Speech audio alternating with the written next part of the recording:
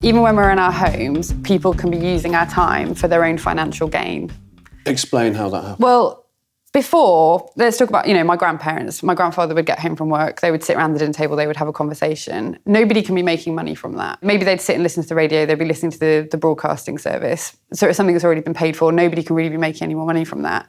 Now, we'll get home from work, we'll sit around the table, we'll hopefully have a conversation, but 9 times out of 10, someone's got their phone out. Well, the data companies are making money, advertisers are making money, the website you're on is making money, Amazon's making money because Alexa's listening to you and and you're constantly being advertised to and you're always being listened to. And so our time is actually becoming increasingly valuable, but at the same time, more and more decisions are being made for us, which have a bigger impact on us. Well, Brexit is the most sort of talked about one, and that is also costing us personally our own time, and therefore it's costing us money. And I think it's also costing us a lot of people's health, their stress, and also that's money in itself. So I think it's very dangerous to say time is money, but it's definitely becoming more and more of an economic concept than I think it's ever been.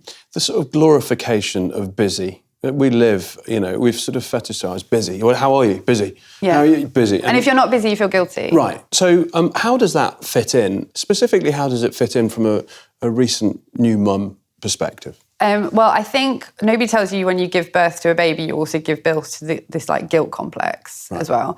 And if you have been working there you go, I worked more than full time. Like if you work full time, everyone else works more than 8 hour day. But if you kind of had like a full on job beforehand, and then you go to looking after this little baby and it needs you, the fact that you're focused on one thing, which, to many people, that's the most important job in the world. We're all parents here. We think that's, a very important job. But you feel quite guilty that that's all you've been doing all day. Like my partner will get home from work and he'll say, what have you been up to today? And I feel really defensive. I'm like, well, this happened. Because you feel like you have to be busy. And you're justifying all the things that you were doing. All your things. Right. And it was only, probably not even 50 years ago, when that was totally the norm.